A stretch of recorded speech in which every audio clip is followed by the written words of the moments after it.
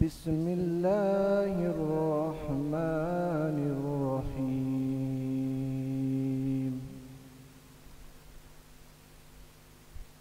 ألم تر كيف فعل ربك بأصحاب الفيل؟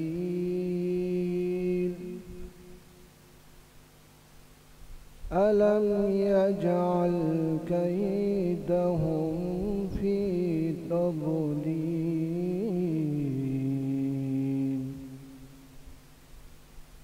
وأرسل عليهم طيرا أبابيل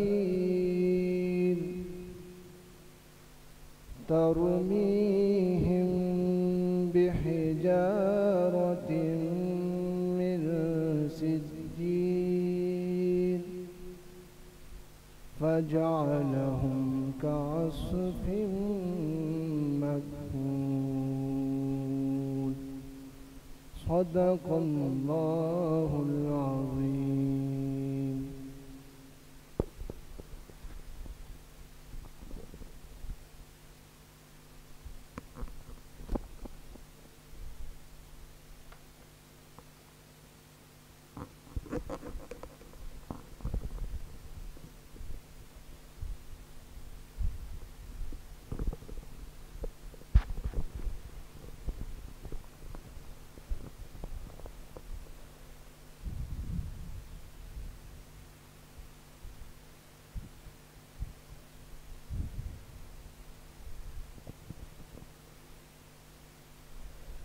خود میرے نبی نے بات یہ بتا دی، خود میرے نبی نے بات یہ بتا دی، لا نبی آبادی لا نبی آبادی.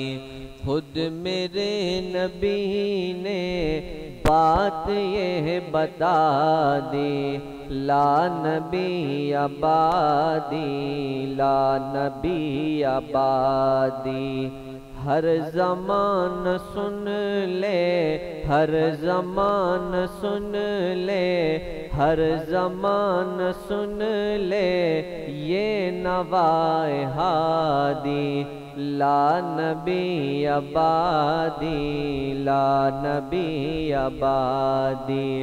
خود میرے نبی نے بات یہ بتا دی، لا نبی آبادی لا نبی آبادی.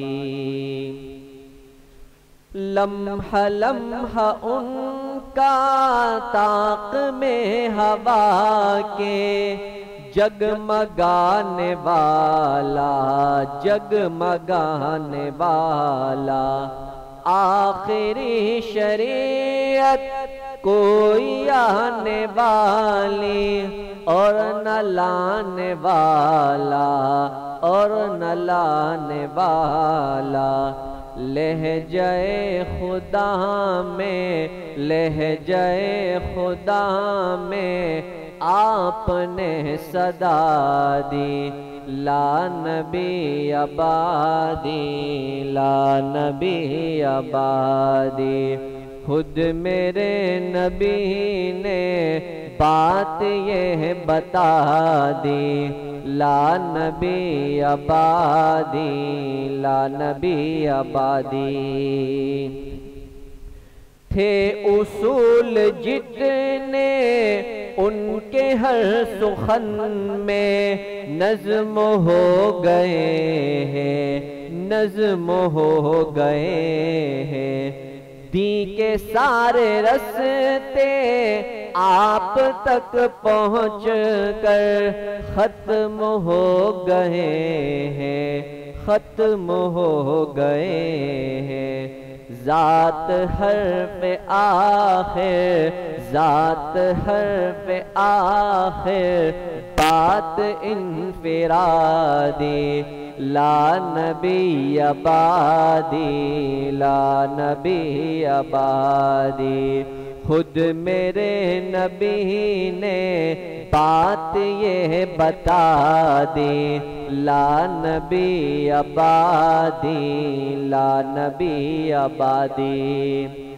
ارتقاء عالم کر دیا خدا نے، صرف نام ان کے، صرف نام ان کے، ان کی خوش نصیبی جن کے ہیں وہ آقا، جو غلام ان کے، جو غلام ان کے۔ گونجی بادی بادی، گونجی بادی بادی، آپ کی منادی، لا نبی آبادی، لا نبی آبادی۔ خود میرے نبی نے بات یہ بتا دی، لا نبی آبادی، لا نبی آبادی۔ ان کے بعد ان کا مرتبہ کوئی بھی پائے گا نہ لوگو، پائے گا نہ لوگو۔ ذلیا بروزی اب کوئی پیمبر آئے گا نہ لوگو، آئے گا نہ لوگو۔ آپ نے یہ کہہ کر، آپ نے یہ کہہ کر مہر ہی لگا دی، لا نبی آبادی، لا نبی آبادی۔ خود میرے نبی نے بات یہ بتا دی، لا نبی آبادی، لا نبی آبادی۔ ہر زمان سن لے یہ نوائے ہادی، لا نبی آبادی، لا نبی آبادی۔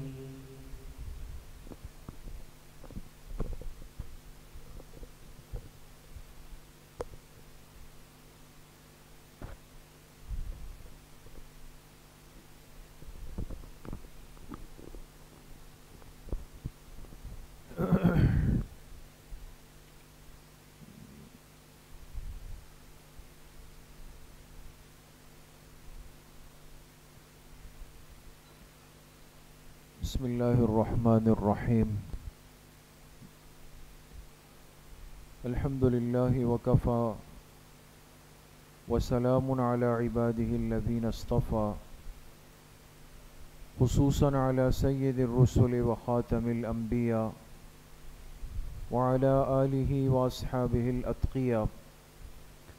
اما بعد فاعوذ باللہ من الشیطان الرجیم، بسم اللہ الرحمن الرحیم۔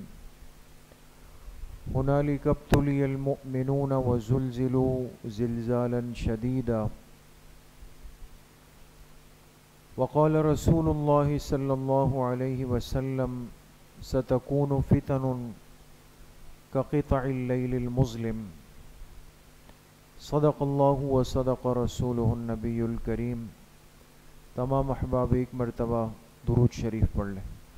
اللہم صلی علی محمد وعلی آل محمد کما صلیت علی ابراہیم وعلی آل ابراہیم انکا حمید مجید۔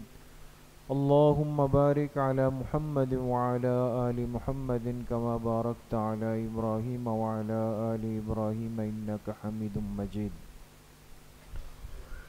میرے انتہائی قابل قدر دوستوں، بھائیوں اور بزرگوں،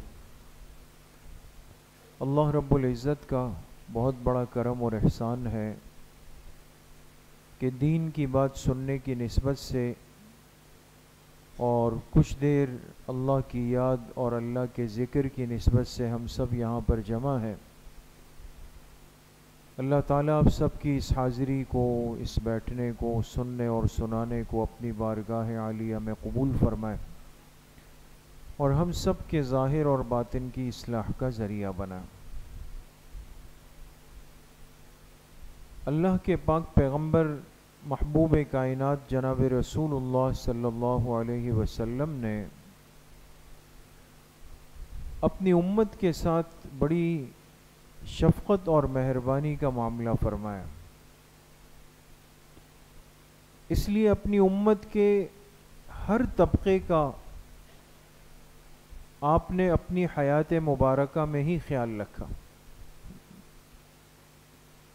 وہ طبقہ جو قیامت کے قریب آئے گا آپ کی امت کا، اس طبقے کے ایمان کی حفاظت کی بھی آپ علیہ الصلاۃ والسلام نے فکر فرمائی۔ وہ چیزیں جو ایمان کو متاثر کر سکتی ہے اور ایمان کے لیے فتنہ بن سکتی ہے، ان چیزوں کی بھی آپ علیہ الصلاۃ والسلام نے نشاندہی فرمائی، تاکہ میرا کوئی امتی حالات کو دیکھ کر، ماحول کو دیکھ کر، سختیوں کو دیکھ کر، پریشانیوں کو دیکھ کر، بے بسی اور بے چینی کو دیکھ کر کہیں اپنے ایمان کو ضائع نہ کر دے۔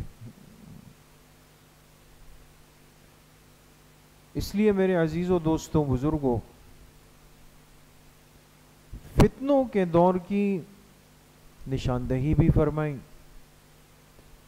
اور فتنے کس شکل میں آئیں گے وہ بھی آپ علیہ الصلاۃ والسلام نے واضح فرمایا،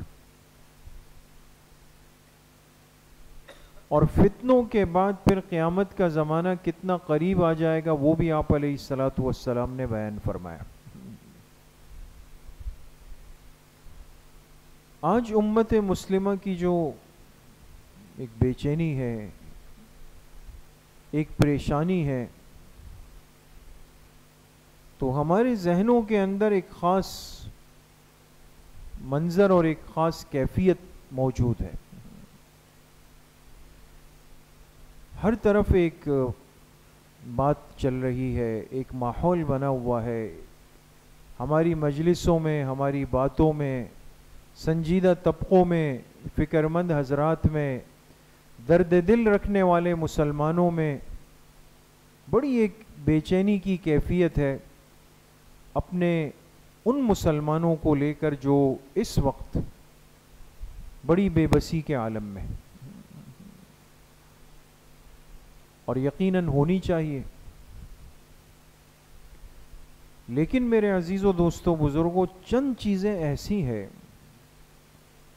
جو آج بحیثیت ایک مسلمان کے ہمیں سمجھنی پڑے گی اپنے ایمان کی حفاظت کے لیے۔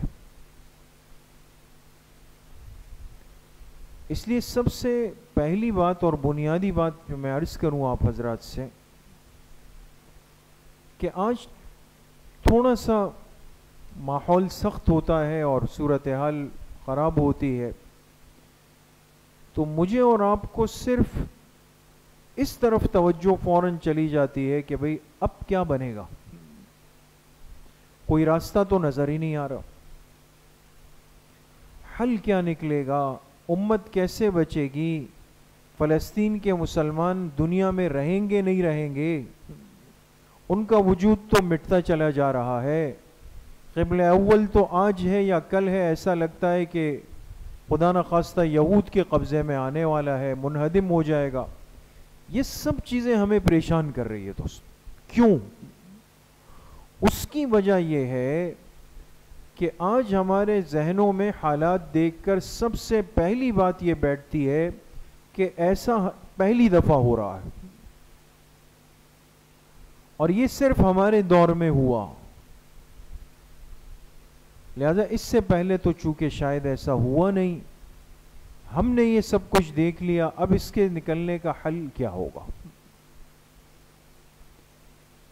اس تصور نے بہت زیادہ ہمارے ذہنوں کو متاثر اور ڈسٹرب کیا ہوا ہے۔ اس لیے پہلی بات تو اگلی باتوں کو سمجھنے سے پہلے یہ ذہن نشین کر لیں کہ اس امت کی بنیاد سے لے کر اس امت کے آخری دن تک، جس دن عالم محشر قائم ہوگا، اس ابتدا سے لے کر اختتام تک جتنی زندگی اس امت کو ملی ہے، اس میں اللہ پاک نے اس تقابل کے نظام کو رکھا ہے۔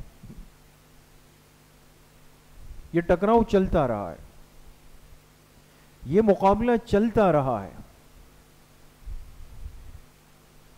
ہاں یہ اللہ کا نظام ہے, اللہ کی حکمت ہے, اور ہمارے ایمان کی ایک آزمائش ہے کہ اس موقع پر ایک مومن بندہ زبان سے کیا کہتا ہے, عمل سے کیا کرتا ہے.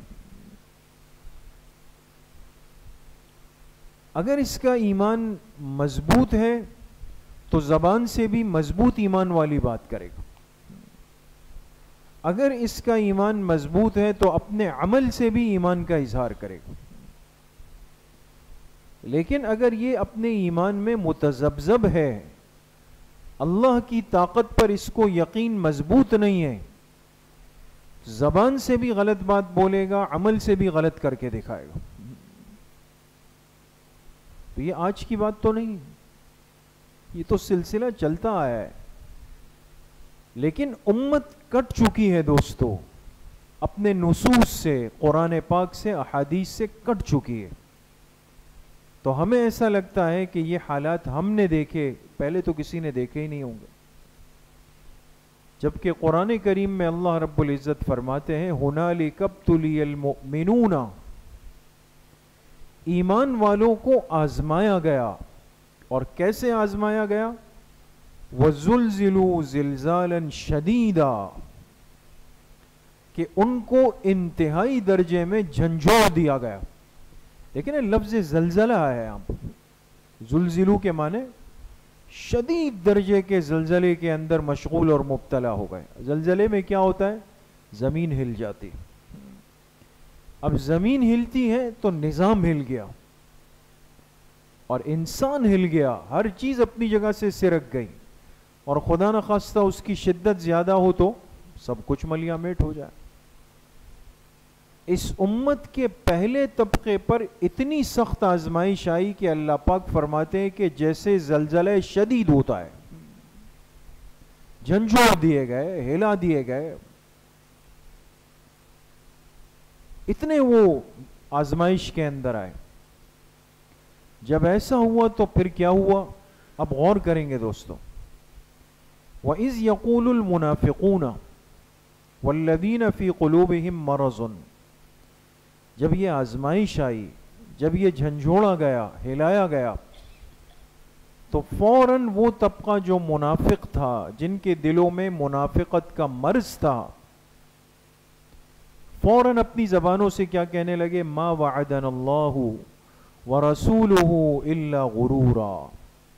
او بھائی, اللہ اور اللہ کے رسول نے صلی اللہ علیہ وسلم نے جو ہم سے وعدے کیے تھے نا, وہ سب دھوکا تھا. نعوذ باللہ. یہ جو آج ہم باتیں سنتے ہیں نا اس قسم کی, ہم میں سے ہی نام کے مسلمان بجائے اس کے کہ وہ اپنے ایمانی غیرت کا اظہار کرے, ہم ایمانی کلمات زبان سے ادا کرے, اللہ کی طاقت, قدرت اور نصرت کے تذکرے کریں, جہاد کے تذکرے کریں, باطل کو کچلنے کے تذکرے کریں, اپنی اصلاح اور اپنی تیاری کے تذکرے کریں. وہ طبقہ آپ کو آج بھی ملے گا جو کہے گا کہ یہ اس لیے ہوا کہ یہ لوگ بیوقوف تھے, اپنی سے کئی گنا بڑی طاقت کو کیوں انہوں نے للکارا. جب ان کو للکارا تو یہ ہونا تھا ان کے ساتھ. اب ایک مسلمان یہ بات کہہ رہا ہے کہ کافر سے کیوں چھیڑ چھاڑ کی, وہ آپ کے قبلہ اول پہ قابض ہے, وہ آپ کی زمین پہ قابض ہے, وہ آپ کے دماغ پر قابض ہے, وہ آپ کی عزتوں کے در پہ ہے, وہ آپ کی جان کے در پہ ہے, اور اس کے بعد کہا جائے کہ نہیں جی آپ صبر تحمل حوصلہ رکھیں, آپ اس کو مت للکاریں یہاں پر. تو پھر یہ غزوہ بدر کے جو قصے ہم سناتے ہیں کہ 313,000 سے ٹکرا گئے, چھوڑ دینا چاہیے کہ اپنی سے کئی گنا بڑی طاقت سے ٹکرا گئے. یہ جو غزوہ احزاب اور غزوہ خندق کو اللہ نے قرآن کریم میں بیان کیا, پھر ہم اس کو چھوڑ دیتے ہیں کہ جب پورا عالم کفر بشمول منافقین کے جمع ہو کر آیا, اور مدینہ منورہ کا ایک کونا ایسا نہیں تھا کہ اس کا محاصرہ نہیں کیا گیا. تو کیا غزوہ بدر میں مسلمانوں نے یہ دیکھ کر کہ دشمن طاقت میں، افرادی طاقت میں زیادہ ہے، ہتھیار ڈال دیے۔ غزوہ خندق میں یہ دیکھ کر کہ چونکہ سب بیک آواز کافر ملے ہوئے ہیں، ہتھیار ڈال دیے انہوں نے۔ ہماری تاریخ یہ نہیں بتاتی دوستو، ہماری تاریخ نہیں کہتی۔ اسی لیے جمعے کے بیان میں اگر آپ میں سے کوئی ساتھی موجود ہو، میں نے عرض کیا کہ اس صورتحال میں جو سب سے بڑی مصیبت ہمارے ساتھ جڑی ہوئی ہے اور جو بڑی وجہ ہے جس کی، وہ یہ کہ ہم اپنے دین اور اسلام کی تاریخ سے کٹ چکے ہیں دوست۔ ہمیں مایوسی اور حوصلہ شکنی اور خوف اسی کی تعلیم دی گئی ہے۔ وہ غیرت، وہ اللہ پر یقین، وہ ہمت، وہ جذبہ، آگے بڑھنے کی ہمت، وہ سب چیزیں زندگیوں سے نکال دی گئی۔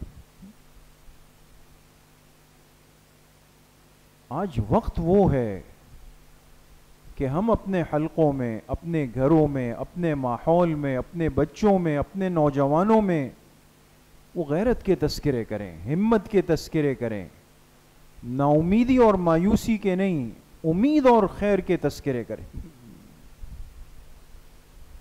اس لیے میرے عزیزو، دوستو، بزرگوں، اس امت میں ایک تاریخ ہے اندلس کی، جس کو آج اسپین کہتے ہیں۔ اسپین ایک ملک ہے نا، اس کا اصل نام اندلس ہے۔ آج اندلس جو ہے وہ کافروں کے قبضے میں ہے۔ اسپین ایک عیسائی ملک ہے، لیکن اگر اسپین کی تاریخ کو پڑھا جائے، اندلس کی تاریخ کو پڑھا جائے، تو یہ دنیا کے خطے پر وہ ملک تھا جس میں سب سے زیادہ ایمان کے، اسلام کے، خیر کے، ہدایت کے مراکز تھے، افراد تھے، اہل علم تھے، اور مالا مال ملک تھا۔ اب سوال یہ ہے کہ یہ اسپین جس کی ایک تاریخ رہی ہے، یہ فتح کس نے کیا؟ یہاں تک کون مسلمان پہنچا تھا؟ آپ جانتے ہیں اس کو فتح کرنے والے مسلمان جرنیل کا نام کیا ہے؟ طارق ابن زیاد ہے۔ طارق ابن زیاد ایک نوجوان ہے، لیکن جب وہ اندلس کے ساحل پہ پہنچے ہیں، اسپین کے ساحل پہ جب پہنچے، کشتیوں سے اترے، تو چونکہ ایک جرنیل وہ ہوتا ہے، سپہ سالار وہ ہوتا ہے جو اپنے جماعت کی ذہنیت کو پڑھ لیتا ہے کہ یہ کیا کر سکتے ہیں اور کیا نہیں کر سکتے۔ اتنا باصلاحیت انسان کہ اسے لگا ہم ایک دور کا سفر کر کے آئے ہیں اور پیچھے اپنے گھر کو، بچوں کو، بیویوں کو، ماں باپ کو، کاروبار چھوڑ کے آئے، آج اس ساحل پر اترے ہیں اور دشمن سے مقابلہ کریں گے۔ ظاہر سی بات ہے، 1 دن ہے، 2 دن ہے، 4 دن ہے، 6 دن ہے، 7 دن ہے، 8ویں دن پھر گھر اور بچے یاد آئیں گے، پھر ذہن جائے گا۔ اس نوجوان نے کیا کیا کہ اترنے کے بعد حکم دیا کہ جتنی کشتیاں ہیں سب کو جلا دیا جائے۔ طارق ابن زیاد نے ساری کشتیوں کو جلا دیا۔ علامہ اقبال نے اس پہ فارسی کے اشعار بھی پڑھے۔ تاریخ چوبر کنارہ اندلس سفینہ سوخت، گفتند کار تو بنگاہ خیرت خطاست۔ یاد کرو اے قوم اس وقت کو جب طارق ابن زیاد نے اندلس کے ساحل پر ساری کشتیوں کو جلا دیا تھا۔ جب اس سے سوال ہوا کہ کیا آپ کو ہم پر اطمینان نہیں تھا، آپ کو ہم بزدل لگے کہ ہم واپس کشتیوں کے پیچھے آئیں گے، تو اس نے کہا کہ ہر ملک ماست کے مل کے خدا ماست۔ مسئلہ آپ پر عدم اعتماد کا نہیں ہے، لیکن میں تمہیں یہ سمجھانا چاہتا ہوں کہ جہاں سے ہم چل کر آئے ہیں صرف وہ زمین ہماری نہیں تھی، بلکہ ساری دنیا کس کی ہے؟ اللہ کی ہے، اور جو چیز اللہ کی ہے وہ اللہ نے اس امت کو دے دی. ہم یہی رہیں گے، ہم واپس نہیں جائیں گے. اس سخت دشمن سے ٹکرانے کے لیے اتنا لمبا سفر کرنے والا طارق ابن زیاد، اس نے آخری امید کو بھی جلا کے ختم کیا. کیوں؟ اس امت کو غیرت کا ایک درس ملا، اور یہ تو ہم سب نے اسکول میں پڑھا ہے دوستو. اسکول تو سب نے پڑھا ہے، آپ حضرات نے ہم سے زیادہ اچھا پڑھا ہے. ہمارے اسکول کے نصاب میں، کورس میں پہلے تو بڑے اچھے واقعات ہوتے تھے. تو آپ نے سنا ہوگا ایک سبق ہوتا تھا اردو میں، سومناتھ کا مندر. یہ سومناتھ کہاں پر ہے؟ ہندوستان میں، انڈیا میں. اور اس میں بہت بڑا مندر تھا، اور اس مندر کے اندر ایک بہت بڑا بت تھا، ایک طویل و عریض بت تھا. اور یہ ہندو مشرک اس بت کے لیے ایک بڑے تصورات رکھتے تھے، بڑا احترام کرتے تھے اس کا. لیکن جب سلطان محمود غزنوی رحمت اللہ علیہ یہ جب آئے اور اس نے سومناتھ کے مندر پہ حملہ کیا، حکم دیا کہ اس بت کو توڑ کر ختم کر دیا جائے، تو ہندو جمع ہو گئے. انہوں نے کہا کہ دیکھیں اس بت نے تو آپ کو کچھ کہا نہیں ہے، اور آپ توڑ دیں گے تو کیا ہوگا، اس لیے اس بت کو مت چھیڑیں، اس کو رہنے دیں، اور اس کے عوض ہم سے اتنا اتنا اتنا اتنا مال لے لیں، ہم آپ کو مالا مال کر دیتے ہیں. بت ہے، چھوڑ دیں اس کو. آپ کے توڑنے سے کوئی ایسا نہیں ہوگا کہ شرک مٹ جائے گا. ایک بت ہے، ہمارے لیے لائق تعظیم ہے، اس کے عوض ہم آپ کو دنیا کے اعتبار سے مالا مال کر دیں گے. لیکن یہ میں عرض آپ سے صرف یہ کرنا چاہتا ہوں کہ یہ دنیا کی پیشکشیں اور دنیا کے آسائش و آرائش کی ترغیب دے کر اہل ایمان کے ایمان کو خراب کرنا، یہ کوئی آج کا سلسلہ تھوڑی ہے، بہت پہلے سے. تو محمود غزنوی رحمت اللہ علیہ سے کہا گیا کہ آپ اس بت کو چھوڑ دیں، ہم آپ کو مالا مال کر دیں گے. اس وقت اس نے وہ تاریخی جملہ کہا جو ہماری کتابوں میں لکھا گیا، تاکہ ہر مسلمان بچہ اس کو پڑھ کر ذہن میں بٹھائے اور اپنی اسلامی تاریخ کے ساتھ جڑا رہے. کیا کہا اس محمود غزنوی نے؟ ہندوؤں کو کیا جواب دیا کہ میرے نزدیک بت فروش نام پانے سے بت شکن نام پانا زیادہ بہتر. آئندہ جو تاریخ بنے گی نا، تاریخ بنے گی، آج میں نے بت چھوڑ دیا اور تم سے دنیا کا مال لے لیا، تو آنے والی تاریخ لکھے گی کہ محمود غزنوی بت فروش تھا، مال لیا اور مشرکین کے دیوتا کو چھوڑ دیا. اور آج اگر میں اس بت کو پاش پاش کر کے ختم کر کے توڑ دوں تو آنے والی تاریخ لکھے گی کہ محمود غزنوی بت شکن تھا، اس نے بت توڑ دیا تھا. اور میرے نزدیک تاریخ میں میرا نام بت فروش لکھا جائے، میں یہ قبول نہیں کرتا ہوں، بلکہ یہ قبول اور پسند کرتا ہوں کہ میرا نام بت شکن لکھا جائے. آج اگر ان مسلمان سپہ سالاروں کے اور ان غیرت مند مجاہدین کے اور اپنی سے کئی گنا بڑی طاقتوں سے ٹکرانے والے لوگوں کے تذکرے اگر امت کے سامنے ہوتے، ہم موجودہ صورتحال سے مایوس نہیں ہوتے دوست. اس لیے میرے عزیزو دوستو بزرگو، یہ بھی ایک فتنہ ہے. قبلہ اول کا خطرے میں آنا یہ ایک فتنے کی علامت ہے، یہ یاد رکھیں. حدیث پاک میں جناب نبی کریم صلی اللہ علیہ وسلم نے ارشاد فرمایا کہ جب شام اور اہل شام محفوظ نہیں رہیں گے، دنیا میں کہیں بھی خیر باقی نہیں رہے گی. یہ اللہ کے پاک پیغمبر کا ارشاد ہے. جب شام اور اہل شام محفوظ نہیں رہیں گے یہ پورا ایک خطہ ہے نا، فلسطین تو شام میں، تو پھر کہیں خیر نہیں رہے گی۔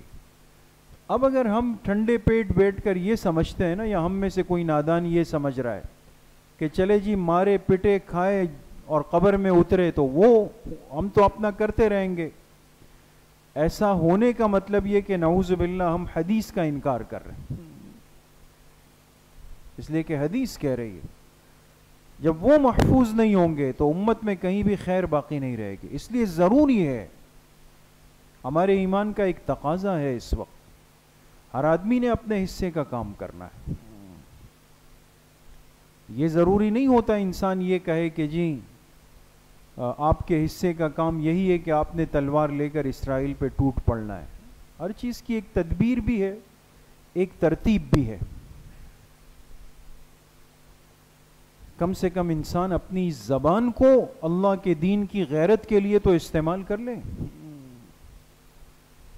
جس کے پاس زبان کی طاقت ہے وہ زبان استعمال کرے گا، جس کے پاس قلم ہے وہ قلم استعمال کرے گا، جس کے پاس سوچ ہے وہ اپنی سوچ دو لوگوں کے اندر منتقل کرے گا، جو اس سے اوپر کا درجہ رکھتا ہے، عملی کام کر سکتا ہے، وہ اس کو استعمال کرے گا۔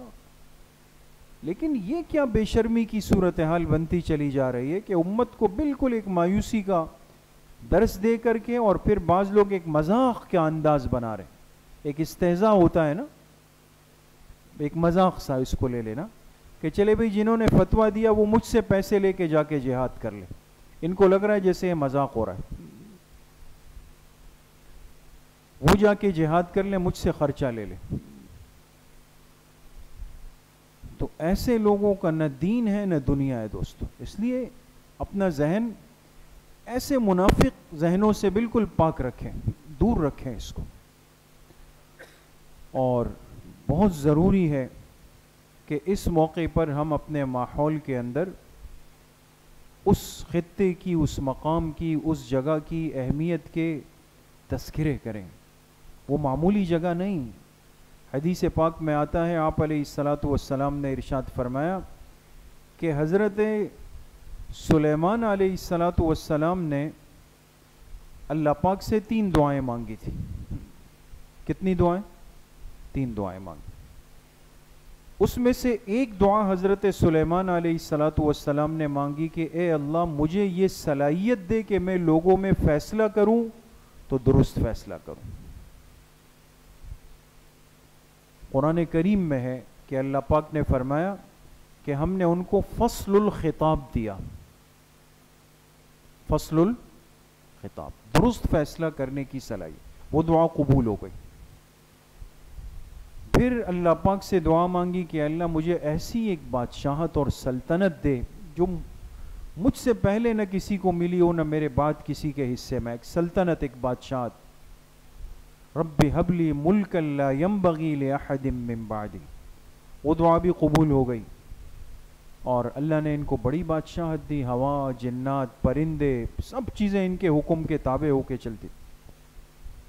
اب اصل بات فرمایا آپ علیہ السلام نے کہ پھر حضرت سلیمان علیہ السلام نے تیسری دعا مانگی کہ اللہ جو مسجد آپ نے میرے ہاتھوں سے تعمیر کروائی ہے، یعنی مسجد اقصیٰ، یہ تو پتہ ہے نا، اس کی تعمیر کا آغاز حضرت داؤد علیہ السلام نے کیا، اور جب ایک حد پہ پہنچ گئے تو اللہ نے فرمایا اب آپ روک دیں گے، آپ کے حصے کا کام ہو گیا، باقی آپ کے بیٹے کریں گے۔ حضرت سلیمان علیہ السلام نے پھر اس کی تعمیر کی اور جنات کو اس میں استعمال کیا۔ اس لیے کہتے ہیں آج بھی مسجد اقصیٰ کی دیواروں میں جو پتھر لگے نا، وہ ایسے بڑے بڑے چٹانیں لا کر لگائی گئی ہے، یہ عام انسان نہیں کر سکتا۔ تو حضرت سلیمان علیہ السلام نے اللہ سے دعا کی کہ اللہ جو میری اس بنائی ہوئی مسجد کے اندر قیامت تک آ کر نماز پڑھ لے، آپ اس کو گناہوں سے ایسا پاک کر دیجئے گا جیسے یہ آج ہی اپنے ماں کے پیٹ سے پیدا ہوا۔ اتنی بڑی فضیلت والی مسجد ہے دوستو۔ تو یہ تو دعا ہے، وہاں ایک نماز پڑھنے والا گناہوں سے پاک صاف ہو جاتا ہے۔ اس لیے میرے عزیزو دوستو بزرگو، بعض چیزیں فتنوں کا رخ اختیار کر رہی ہیں، تو اپنے آپ کو، اپنے ماحول کو مایوسی کے اندر لانا یہ اس وقت کا بہت بڑا فتنہ ہے۔ قرآن کریم نے واضح طور پہ کہا لا تیأسوا من روح اللہ، اللہ کی رحمت سے اپنے آپ کو مایوس مت کرنا، تمہیں مایوس مت ہونا ہے۔ تو مایوسی تو کفر ہے، مایوسی تو ہو ہی نہیں سکتی۔ ہاں یہ حالات بنے اللہ پاک کی طرف سے، یقین کریں یہ میرے اور آپ کے ایمان کی ایک آزمائش ہو رہی ہے۔ اب فرق پتہ چلے گا کون کس کی بولی اور کس کی زبان بول رہا ہے، اس لیے کہ حدیث پاک میں صراحت ہے کہ قیامت کے قریب جب دجال کے خروج کا وقت آنے لگے گا، دو فسطاط بن جائیں گے، دو خیمے تقسیم ہو جائیں گے۔ ایک خیمہ وہ ہوگا جس میں صرف وہ ایمان والے آئیں گے کہ جن کا ایمان چٹان کی طرح مضبوط ہو، پکے ایمان والے، اور فرمائے دوسرا خیمہ جس کی تعداد بہت زیادہ ہوگی، اللہ ہم سب کی حفاظت فرمائے، فرمائے اس میں کافر ہوں گے، منافق ہوں گے، اور کمزور ایمان والے جا کے اس کا حصہ بنتے چلے جائیں گے۔ کتنی خطرناک بات۔ تو آج یہ تو ایک اللہ پاک کی طرف سے ایک آزمائش ہے، دیکھا جا رہا ہے، ایک چھانٹی کا عمل ہو رہا ہے، اس لیے انسان کمزور بات نہ کرے، اللہ سے مایوس نہ ہو، حالات سے مایوس نہ ہو، قربانیوں سے، کسی کے جسم کے ختم ہونے سے اللہ کا دین نہیں مٹ سکتا دوست۔ ہاں ناکام وہ ہوتا ہے جو اپنا سر جھکا دیتا ہے، جو شکست تسلیم کر لیتا ہے، جو مایوس ہو جاتا ہے۔ لیکن کتنے بڑے ایمان والے لوگ ہیں دوستو کہ روز سینکڑوں جنازے اٹھاتے ہیں، جس میں کوئی تفریق نہیں کہ کون کس کا باپ ہے، بیٹا ہے، بچے ہیں، بھائی ہے، بہن ہے، بلا تفریق رشتوں کے جا کر سینکڑوں کو قبرستان میں دفنا کے آتے ہیں، پھر اپنے اعمال ایمان کے اندر مشغول ہو جاتے ہیں۔ کتنا مضبوط ایمان ہے دوست، اور قیامت کے دن ان کے لیے کیا کیا ہوگا، کیا کیا مقامات ہوں گے، یہ میں اور آپ سوچ بھی نہیں سکتے ہیں دوست۔ اس لیے تعیش اور آسانی اور سہولت کی زندگی سے تھوڑا سا باہر آنے کی ضرورت ہے۔ اپنے آپ کو ہر قسم کے حالات کے لیے انسان تیار کرے، تیار رکھے، زبان کو کمزور باتوں میں مشغول نہ کریں، نا امیدی کی باتوں میں استعمال نہ کرے، بلکہ امید کی بات ہو، غیرت کی بات ہو، ایمان کی باتوں کے اندر استعمال کرے، اور ہر ایسی چیز کہ جس سے عالم کفر کو بالخصوص یہود کو، اسرائیل کو جس درجے میں نقصان پہنچ سکتا ہو، اب جیسے ان کے مصنوعات کی بات ہو رہی ہے، بار بار ہو رہی ہے، تسلسل کے ساتھ ہو رہی ہے، تو اب ذہن میں آتا ہے نا کہ یار میں ایک 60-70 روپے کی پیپسی کی بوٹل لیتا ہوں، اس سے کیا اسرائیل وہ ہو جائے۔ اب اللہ پاک بندے سے 100% ایمان تھوڑی مانگتے ہیں ایک نماز کے اندر، اللہ پاک تو بندے کے قدم کو دیکھتے ہیں، ہمت کو دیکھتے ہیں۔ حضرت ابراہیم علیہ السلام کو جب آگ میں پھینکا گیا نا، نمرود کی کتنی بڑی آگ تھی، آسمانوں تک اس کا دھواں گیا، تو ایک روایت کے اندر آتا ہے نا کہ ایک چڑیا آئی اور اس نے اپنی چونچ میں پانی کا قطرہ لے کے اوپر سے پانی ڈال دی، تو باقی پرندوں نے اس سے کہا کہ احمق تمہارے اس ایک قطرے سے کیا ہوگا، کہا مجھے بھی پتا ہے لیکن اپنے حصے کا کام کرنا۔ تو بھئی اللہ کو تو اپنے حصے کا کام دکھانا ہے نا، باقی نتیجہ کیا ہوگا، کتنا ہوگا، کب ہوگا، یہ تو صرف کس ذات کے اختیار میں، اللہ کے اختیار۔ اس لیے میرے عزیز و دوستو بزرگوں، مایوسی بالکل نہیں، اور خوب اعمال کا اہتمام، گناہوں کو ہر اعتبار سے ترک کرنے کے لیے ہمت۔ جتنا انسان میں گناہ زیادہ ہوتے ہیں یہ بے ہمت ہوتا چلا جاتا ہے۔ کل ایک ساتھی آئے ملاقات کے لیے، تو پوچھنے لگے کہ وقت کے ساتھ ساتھ وہ جذبہ ایمانی کم کیوں ہوتا ہے۔ میں نے ان سے عرض کیا کہ بدنظری یعنی آنکھ کا غلط استعمال جو ہوتا ہے، اور گانا سننے کی عادت اور مال مشکوک یا مال حرام کے اندر مبتلا ہونا. یہ کتنی چیزیں ہو گئی؟ 3 چیزیں. دوستو یہ بہت غور سے سن. بد نظری انسان آنکھوں کے اعتبار سے غیر محتاط ہو جائے، ہر ایک کو دیکھ رہا ہے. یہ بے حیائی کا ایک دروازہ ہے، فرسٹ سٹیپ اس کا ہے. اور جب انسان بے حیا ہو جائے نا، یہ مجاہد نہیں بن سکتا، اس کی وہ ہمت سب سے پہلے ٹوٹتی ہے. گانا سننا جو ہوتا ہے یہ اندر نفاق پیدا کرتا ہے، جو حدیث میں آتا ہے، اور نفاق کرنے والا کبھی مجاہد نہیں بن سکتا. اور مال حرام اور مال مشکوک کا لقمہ اندر چلا جائے، یہ اندر کی دنیا کو ویران کرتا ہے، دل کو سیاہ کرتا ہے، اور سیاہ دل اللہ کے راستے کا مجاہد نہیں بن سکتا. دوستو یہ 3 وہ بڑی چیزیں ہیں، اگر آپ ہم میں سے ہر ساتھی غور کریں نا، ہم پہ ہر جانب سے مسلط ہو رہی. بد نظری ایسی پروموٹ، ایسے عام ہوئی کہ جیسے یہ گناہ ہے ہی نہیں.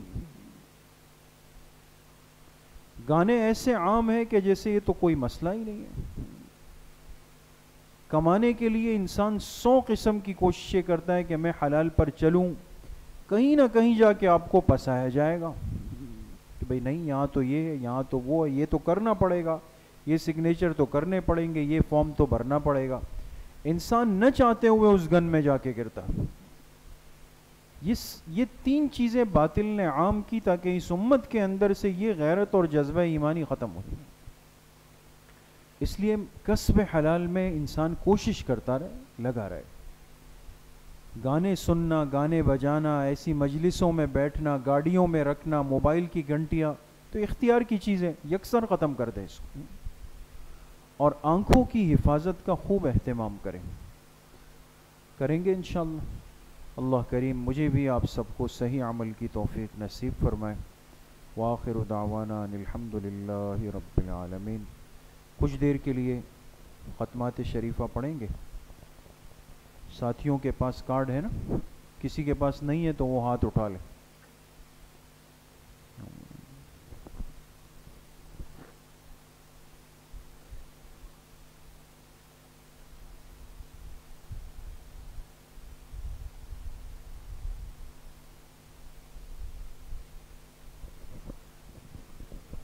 بسم اللہ الرحمن الرحیم. الحمد للہ الذی لم يتخذ ولدا ولم يكن له شریک فی الملک ولم يكن له ولی من الذل وکبرہ تکبیرا. تمام ساتھی ایک مرتبہ درود شریف پڑھ لیں. اللہم صلی علی محمد.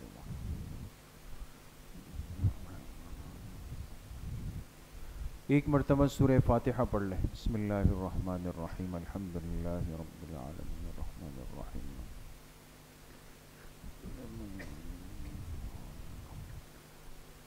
ایک مرتبہ درود شریف پڑھ لیں. اللہم صلی علی محمد وعلی.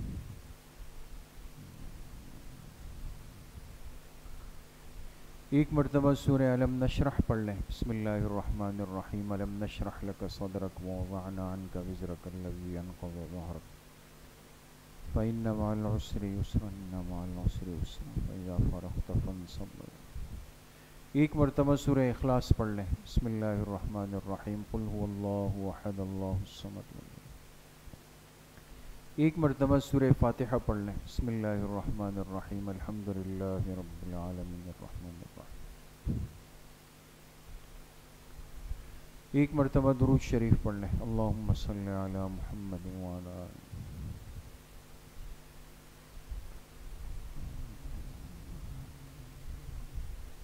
سات مرتبہ پڑھے. اللہم یا قاضی الحاجات. اللہم یا قاضی الحاجات. سات مرتبہ پڑھے. اللہم یا کافی المہمات. اللہم یا کافی المہمات.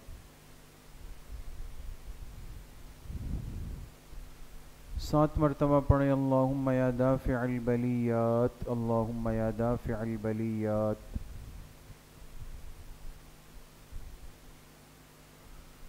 7 مرتبہ پڑھیں اللہم یا شافی الامراض، اللہم یا شافی الامراض۔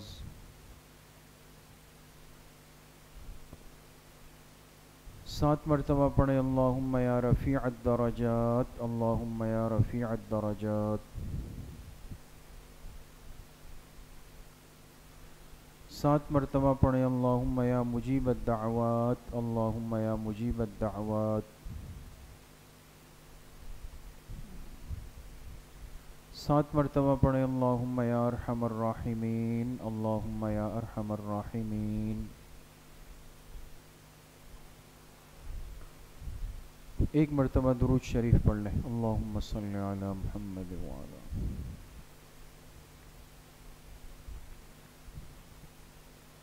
3 مرتبہ پڑھیں حسبنا اللہ ونعم الوکیل، حسبنا اللہ ونعم الوکیل۔ ایک مرتبہ درود شریف پڑھ لیں، اللہم صلی علی محمد۔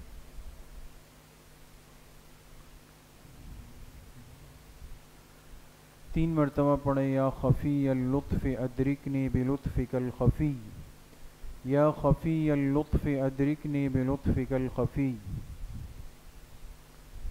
ایک مرتبہ درود شریف پڑھ لیں، اللہم صلی علی محمد۔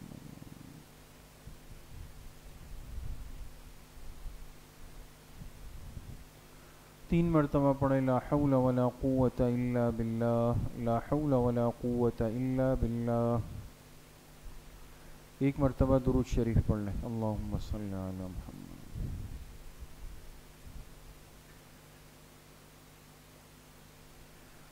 3 مرتبہ پڑھیں ذالک فضل اللہ یؤتیہ من یشاء واللہ ذو فضل علی المؤمنین، ذالک فضل اللہ یؤتیہ من یشاء واللہ ذو فضل علی المؤمنین۔ ایک مرتبہ درود شریف پڑھ لیں، اللہم صلی علی محمد۔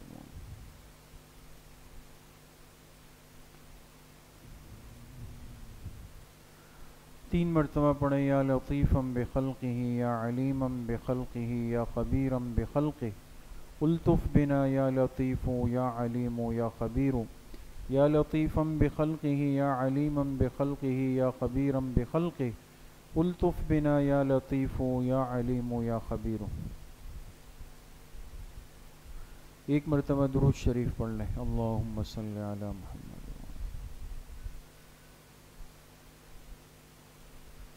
3 مرتبہ پڑھیں انا للہ و انا الیہ راجعون، انا للہ و انا الیہ راجعون۔ ایک مرتبہ درود شریف پڑھ لیں، اللہم صلی علی محمد۔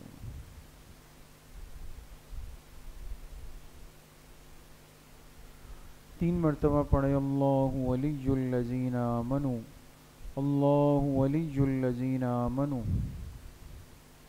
ایک مرتبہ درود شریف پڑھ لیں، اللہم صلی علی محمد۔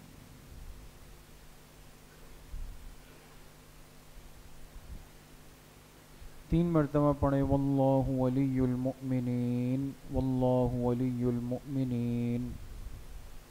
ایک مرتبہ درود شریف پڑھ لیں، اللہم صلی علی محمد وعلی۔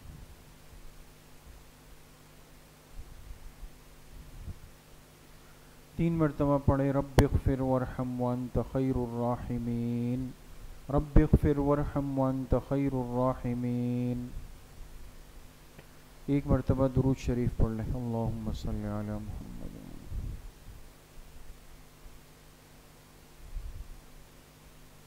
3 مرتبہ پڑھیں یا لطیف یا خبیر یا ودود یا شکور، یا لطیف یا خبیر یا ودود یا شکور۔ ایک مرتبہ درود شریف پڑھ لیں، اللہم صلی علی محمد۔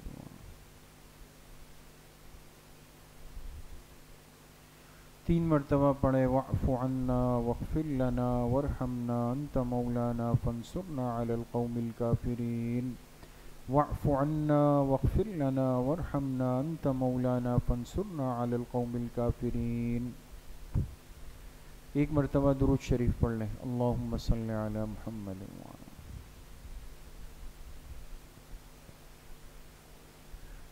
3 مرتبہ پڑھیں یا رحمن یا رحیم یا اللہ یا کریم، یا رحمن یا رحیم یا اللہ یا کریم۔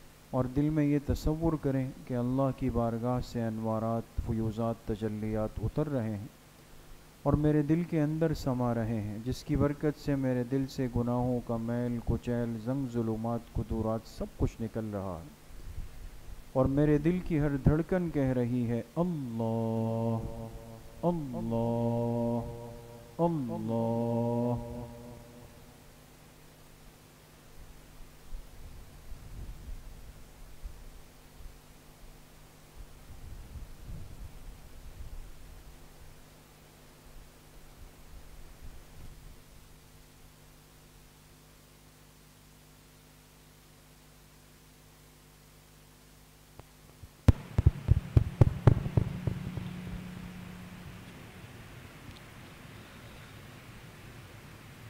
اب عشق میں ان کی خاطر ہم آنکھوں سے لہو برسائیں گے،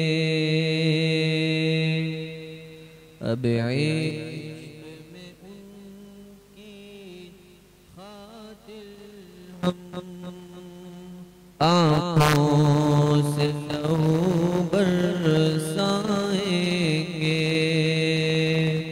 جب دل سے انہیں ہم چاہیں گے، وہ خود ہی کرم فرمائیں گے، جب دل سے انہیں ہم چاہیں گے، وہ خود ہی کرم فرمائیں گے، اب عشق میں ان کی خاطر ہم آنکھوں سے لہو برسائیں گے، جائیں گی کبھی آہیں دل کی بالائے فلک تا عرش بری، جائیں گی کبھی آہیں دل کی بالائے فلک تا عرش بری، یہ درد و محبت کے نالے کچھ رنگ تو اپنا لائیں گے، یہ درد و محبت کے نالے کچھ رنگ تو اپنا لائیں گے، آتا ہے مجھے نالوں میں مزہ، اے زاہد نادا طنز نہ کر، آتا ہے مجھے نالوں میں مزہ، اے زاہد نادا طنز نہ کر، جب عشق ہے ان کا دل میں میرے، پھر کیوں نہ ہمیں تڑپائیں گے، جب عشق ہے ان کا دل میں میرے، پھر کیوں نہ ہمیں تڑپائیں گے، اب عشق میں ان کی خاطر ہم آنکھوں سے لہو برسائیں گے، مخلوق ہے ادنا سا سورج، جب اس کو نہیں ہم دیکھ سکے، مخلوق ہے ادنا سا سورج، جب اس کو نہیں ہم دیکھ سکے، پھر خالق عالم کا جلوہ دنیا میں بھلا کیا پائیں گے؟ پھر خالق عالم کا جلوہ دنیا میں بھلا کیا پائیں گے؟ اب عشق میں ان کی خاطر ہم آنکھوں سے لہو برسائیں گے، جب دل سے انہیں ہم چاہیں گے وہ خود ہی کرم فرمائیں گے۔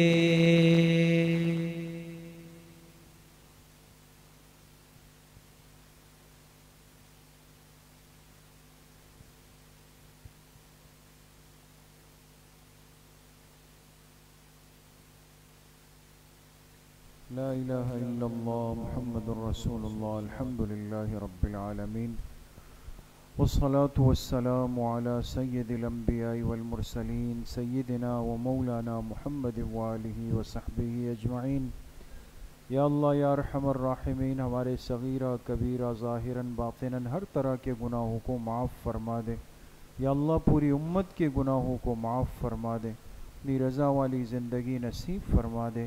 یا اللہ اپنی معصیت سے، اپنی نافرمانی سے، اپنی ناراضگی سے ہماری حفاظت فرما دے۔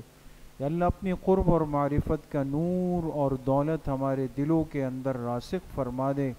حضور علیہ السلام کی صحیح اور سچی محبت نصیب فرما دے۔ یا اللہ پوری زندگی اتباع سنت میں گزارنے کی توفیق نصیب فرما دے۔ یا اللہ ظاہر اور باطن کے فتنوں سے ہم سب کو محفوظ فرما دے۔ یا اللہ صرف اپنی ذات کی طاقت کا یقین پوری امت کے دلوں کے اندر راسخ فرما دے۔ یا اللہ آپ کے غیر کی طاقت کا یقین ہمارے دلوں سے دفع اور دور فرما دے۔ یا اللہ امت مسلمہ کی حالت پہ رحم فرما دے، بالخصوص یا اللہ قبلہ اول فلسطین کے مظلوم مسلمانوں کی مدد و نصرت فرما دے۔ یا اللہ جو ان کے ساتھ ظلم کا معاملہ کرنے والے اسرائیلی یہودی ہے، یا اللہ اپنے غیظ و غضب سے ان کو نیست اور نابود فرما دے۔ یا اللہ ان کے وجود سے اس صفحہ ہستی کو پاک فرما دے۔ یا اللہ ان کے اس گندے وجود سے اس عالم کو ختم فرما دے۔ یا اللہ مجاہدین کے لشکروں کو ان کے اوپر مسلط فرما دے۔ یا اللہ اپنے فرشتوں کے ذریعے اپنے پرندوں کے لشکر بھیج کر یا اللہ ان کو ملیامیٹ فرما دے۔ اور یا اللہ جو مسلمان قبلہ اول کی حفاظت کے لیے قربانی دے کر قبروں میں اتر گئے، یا اللہ ان کو شہادت کا اعلیٰ مقام نصیب فرما دے۔ یا اللہ ان کے خون کی برکت سے پورے عالم کے اندر اسلام کو غالب فرما دے، اسلام کے کلمے کو پورے عالم کے اندر یا اللہ زندہ فرما دے۔ اور یا اللہ ہر مسلمان کو غیرت ایمانی نصیب فرما دے۔ یا اللہ مایوسی کی باتوں سے، کفر کی باتوں سے، باطل کی باتوں سے ہم سب کو یا اللہ محفوظ فرما دے۔ یا اللہ کسی بھی درجے میں یا اللہ اس مقدس عمل میں اپنا حصہ ڈالنے کی توفیق ہم سب کو نصیب فرما دے۔ یا اللہ جتنے بیمار گھروں میں، اسپتالوں میں جن بیماریوں میں مبتلا ہیں، سب کو صحت کاملہ عاجلہ مستمرہ نصیب فرما دے۔ ہمارے عزیز مولانا اویس صاحب بیمار ہے، دعا فرمائے اللہ پاک ان کو صحت کاملہ عاجلہ نصیب فرما دے۔ جتنے پریشان حال ہے اللہ پاک تمام کی پریشانیوں کو ختم فرما دے۔ جتنے مرحومین مرحومات دنیا سے چلے گئے یا اللہ سب کی کامل اور مکمل مغفرت فرما دے۔ بالخصوص ہمارے مشفق و سرپرست حضرت مفتی صاحب نور اللہ مرقدہ، ان کی قبر کو اللہ پاک جنت کا باغیچہ بنا دے۔ ہمارے والدین، اساتذہ اکرام، کل امت مسلمہ کے مرحومین کی اللہ پاک مغفرت فرما دے۔ ہم سب کا خاتمہ بالایمان و بالخیر نصیب فرما دے۔ جتنے ساتھی آج کی مجلس میں محبت سے تشریف لائے، جہاں سے آئے، جتنی دیر کے لیے آئے، یا اللہ سب کے آنے کو قبول فرما دے۔ تمام ساتھیوں کو دنیا آخرت کی خوشیاں، برکتیں، وسعتیں، سعادتیں، راحتیں، نعمتیں اپنی شان کے مطابق نصیب فرما دے۔